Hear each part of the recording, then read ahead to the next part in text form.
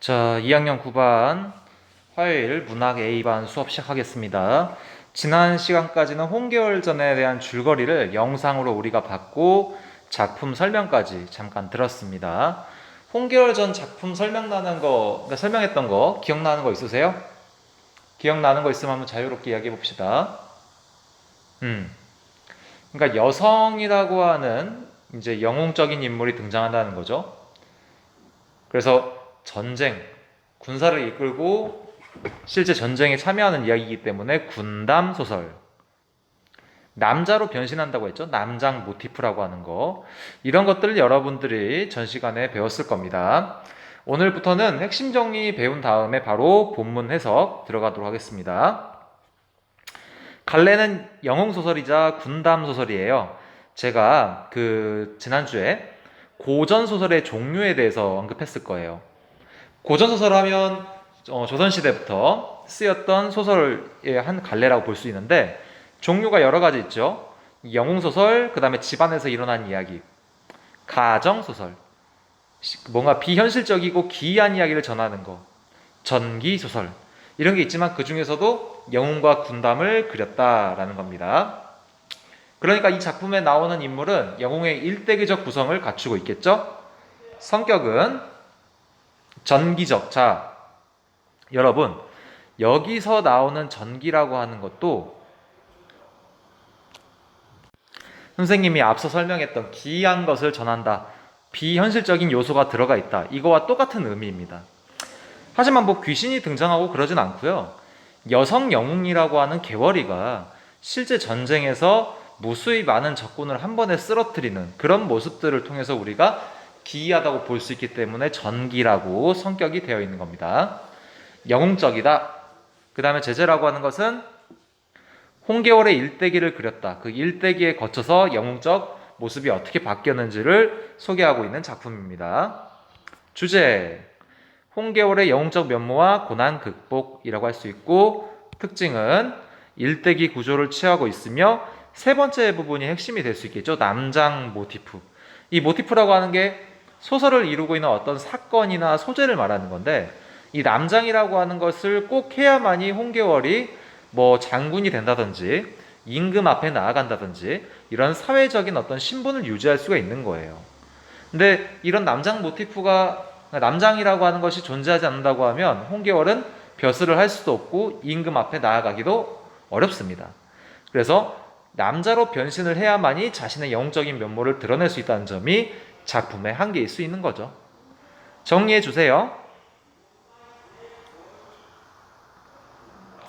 정리를 하시면서 또 보시면 두 번째 이런 말이 나와 있죠. 특징에서 남성보다 우월한 능력을 지닌 여성을 영웅으로 설정했다. 우리가 알고 있는 영웅소설 뭐 있을까요? 영웅소설 우리가 알고 있는 거. 뭐 기억나는 거 아무거나 한번 말해보세요. 뭐 홍길동전도 해당이 될 수 있겠죠. 영웅적인 일대기. 그리고 임진왜란을 배경으로 했던 소설들이 꽤 많습니다. 한번 생각을 해보세요, 여러분. 근데 지금 이 영웅으로 설정되어 있는 대부분의 소설들을 보면 주인공이 남자예요, 남자. 그러니까 여러분들이 아직 안 읽었지만 유충열전이나 뭐 조웅전이라고 하는 작품도 꽤 시험에 많이 나와요. 그것도 배경이 중국이거든요. 중국으로 주로 소설의 배경을 설정한 이유는 우리나라 땅이 굉장히 좁죠. 근데 중국은 어때요? 끝도 없이 넓잖아요. 그런 넓은 공간을 배경으로 설정해야 수많은 인물들을 내세울 수 있고 자연적인 스토리 전개가 가능할 거라고 생각했기 때문에 옛날 사람들은 중국을 배경으로 소설을 많이 지었답니다. 그래서 이런 면들을 확인할 수 있다는 게 홍계월전의 특징이라 할 수 있겠습니다. 자, 이제 줄거리로 가볼까요?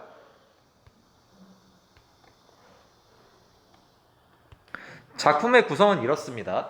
여러분들이 영상을 봤겠지만 소설이기 때문에 발단, 전개, 위기, 절정, 결말로 이어집니다. 우리 책에는 앞부분의 줄거리로만 요약이 되어 있어요. 어떤 부분이 되어 있냐면 발단, 그 다음에 전개. 우리가 보는 지문의 내용은 위기부터 이제 볼 수 있는 겁니다. 위기와 절정 부분이 바로 지문 속에 실려 있는 내용이 되겠습니다. 그래서 영상을 봤기 때문에 제가 일일이 다 읽진 않을 거고요. 한번 줄거리를 정지해 두시고 한 30초 정도 한번 읽어보세요. 저는 이제 본문 해석으로 넘어가고 있습니다. 181쪽입니다. 제가 이걸 이제 읽을 텐데요, 여러분. 제가 설명하고 있는데 막 적지 마시고 제 설명이 끝나면 이제 그때 표시를 좀 해주세요. 자, 앞부분의 줄거리는 이렇게 전개되고 있습니다. 중국 명나라 헌종 시절 형주 구계촌의 명문가 자손 홍무, 이게 지금 실제 계월의 아버지가 되겠죠. 그리고 부인 양씨는 지금 아버지하고 어머니를 소개하고 있는데 그냥 평범한 평민 어떤 서민들이 아니죠. 벼슬을 하는 어떤 사람이 나오잖아요. 벼슬을 한 사람의 자식, 자손, 이런 걸 토대로 봤을 때 영웅의 일대기적 구성 중에서 고귀한 혈통을 가졌다고 우리가 확인해 볼 수가 있겠죠. 옥황상제의 시녀가 자신을 찾아오는 태몽을 꾼 후 뒤늦게 홍계월을 낳는데요. 그러니까 이 태몽도 약간 좀 비현실적인 요소가 많이 들어가 있죠. 그래서 비정상적인 출생이라고 우리가 확인해 볼 수가 있습니다. 그 다음에 계월이 5살이 되던 해에 장사랑의 난이 일어나 계월의 가족은 뿔뿔이 흩어진대요. 시련이 닥친 거죠. 우리 주몽신화로 따지면 주몽이 이제 그 금왕의 아들들하고 이제 같이 살잖아요. 그러다가 이제 그 금왕의 그 아들들이 이 주몽을 뭔가 해치려고 하는 위기를 겪으니까 말을 타고 이제 도망을 가는 거잖아요. 그러니까 도망가기보다는 다른 나라로 이제 건너가서 나라를 세우는 거죠. 그래서 그런 부분이 이제 시련이라고 할 수 있겠죠. 그리고 여공에게 구원된 계월은 그러니까 조력자에 의해서 자기가 산 거예요. 이 여공이 이제 여기 나오는 보국의 아버지가 되는 겁니다. 평국이라는 새 이름을 얻고 남장을 한 채 살아간대요. 이 남장 모티프가 이제 들어가 있는 거죠. 여공의 아들 보국과 함께 수학한 후 열심히 무예를 익힌 겁니다. 그래서 과거에 급제를 하고 평국은 서달의 난이 일어나자 평정을 하고 도망친 서달의 뒤를 쫓아 들어간 벽파도에서 친부모와 재회를 하게 된대요. 앞서 나왔던 명문가 이름으로 나왔던 홍무라는 사람 아버지죠. 그 다음에 어머니 양씨를 다시 재회하게 된다, 이런 말입니다. 천자는 전투에서 공로를 세운 평국에게 높은 벼슬을 내린다. 여기까지가 실제 앞부분의 줄거리 내용이었습니다. 그러니까 과거에 장원급제했다고 하는 것은 뛰어난 능력을 또 보여주는 요소일 수도 있는 거죠. 그래서 읽어볼게요. 이때 평국이, 이 평국이라고 하는 것은 남장을 한 계월의 이름이 됩니다. 그러니까 소설을 읽다 보면요, 똑같은 동일 인물인데 지칭하는 말이 달라요. 뭐 여기 나오는 계월만 나오는 게 아니고 계월이라고 하는 애가 남장으로 변신을 할 때 그때 부르는 이름이 평국이잖아요. 똑같은 사람이지만 이름이 바뀐다는 거죠. 그거를 잘 여러분들이 표시를 하셔야 됩니다. 전쟁터에서 다녀온 후 몸이 피곤해 병이 드니 집안 사람들이 이제 깜짝 놀란 거예요. 그래서 명의를, 왕까지도 이제 소문이 들어가니까 급히 보낸 거죠. 병세를 자세히 보고 오라. 만일 병이 중하면 짐이 친히 가볼 것이다. 천자가 어이를 보내시니, 어이는 이제 그 당시 의사를 말하는 거겠죠. 어이가 황명을 받고 평국의 침소에 와서 병세를 진맥했으나 병세가 깊지 않았다. 그리하여 어이는 속히 쓸 약을 가르쳐주고 돌아와 천자에게 아뢰었다. 심상치 않은 거죠. 병세를 보니 깊지 않아서 속히 쓸 약을 가르쳐주고 왔습니다. 근데 좀 개인한 일이 있어서 수상쩍습니다. 이렇게 이제 말하니까 천자가 이제 놀라서 묻는 거죠. 무슨 연고, 무슨 이유가 있냐? 이렇게 물어보는 거죠. 자, 우리가 아직 뒤에는 안 읽었지만 왜 수상하다고 이 어이가 느꼈을까요? 그렇죠. 맥을 잡거나 뭔가 환자를 파악했는데, 평국이의 상태를 이제 파악했는데 이게 이제 여자의 진맥을 봐버린 거죠. 여자라는 사실을 알게 돼서 수상하게 여겼다, 이렇게 된 겁니다. 어이가 엎드려 말했다. 평국의 맥을 보니까 남자의 맥이 아니에요. 이러니까 천자가 말하는 거죠.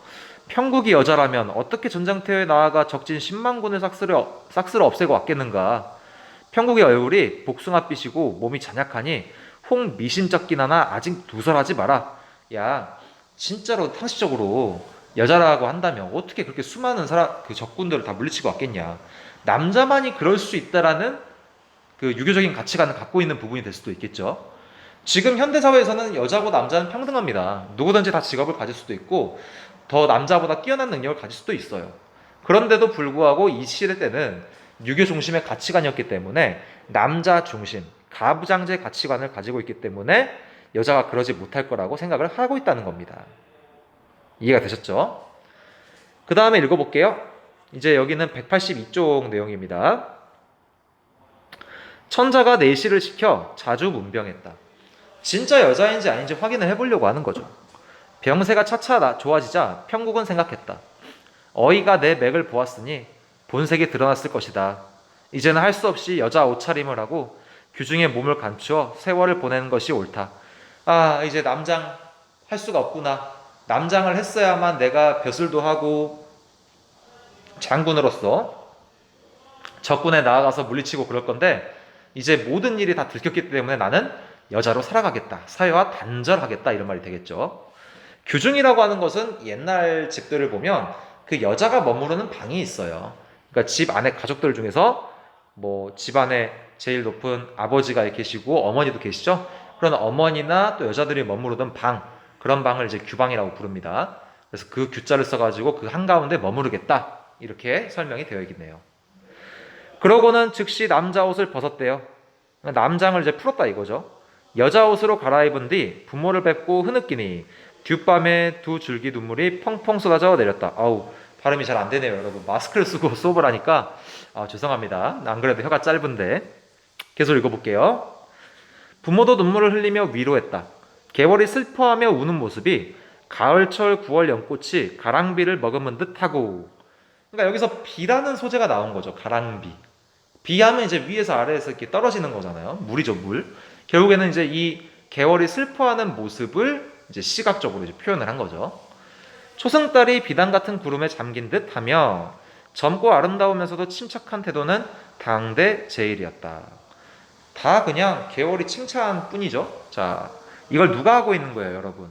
그렇죠. 서술자가 하고 있죠? 서술자가 하고 있는데 지금 밖에 있어요, 안에 있어요, 작품? 밖에 있는 거죠. 그러니까 시점이 뭐죠, 여러분? 입으로 말해보세요. 전지적 작가 시점이 되겠습니다. 계속 읽어볼게요. 182쪽. 이때 개월이 천자에게 상소를 올렸는데 다음과 같았다. 한림학사 겸 대원수 좌승상 청주 평국은, 자, 이 부분은 이제 의미하는 게 이거죠. 앞에 수식이 붙는 것들이 다 벼슬 이름이잖아요. 그만큼 평국이가 중요한 직책을 맡고 있었다고 우리가 이해할 수 있겠죠. 손을 머리 위로 조아리며 100번 절하고 아릅니다. 자신의 지금까지 살아왔던 이야기를 이제 하는 거겠네요. 제가 5살이 채 되지 않아 장사랑에 난 때 부모를 잃고, 앞부분에 줄거리에 나왔던 거죠.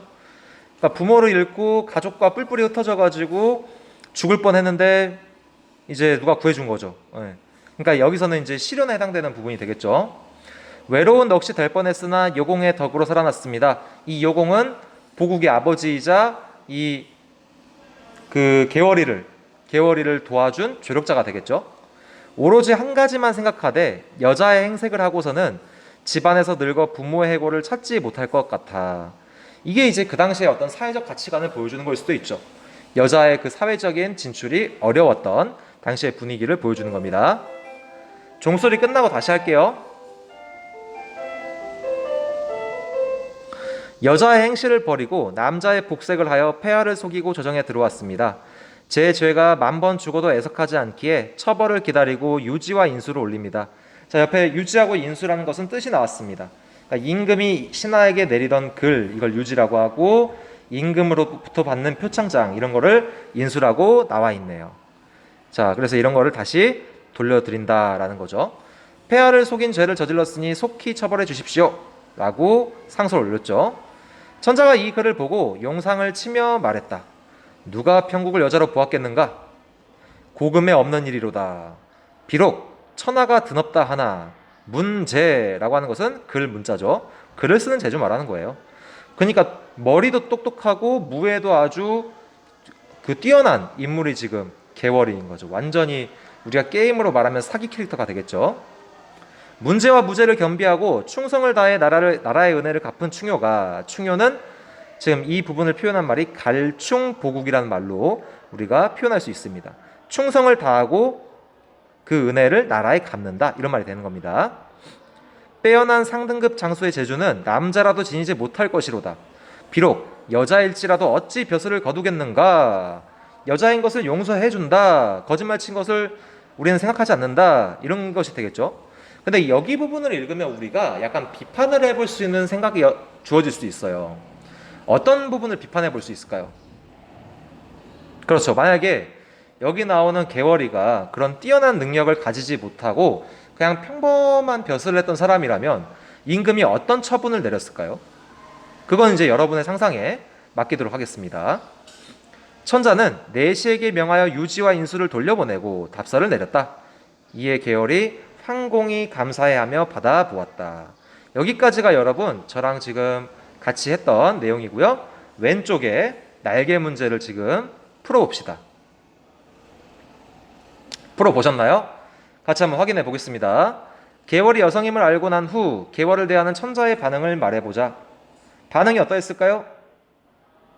아까 방금 읽었던 부분 생각해 보면 되잖아요. 그대로 유지를 시킨 거죠. 어떤 걸요? 계월이의 신분을. 그래서 우리가 이렇게 정리해 볼 수가 있겠죠. 보라색 부분으로 되어 있는 걸 정리하시면 됩니다. 그리고요 여러분 이제 남은 시간은 제가 화상 수업방으로 지금 다시 돌아오셔가지고 저랑 같이 이어서 수업을 해보겠습니다. 너무 영상만 여러분 의존해서 보고 있으면 수업에 집중이 안 될 수 있으니까 선생님이 화면을 보면서 같이 한번 설명할 테니까 수업방으로 좀 넘어와 주세요.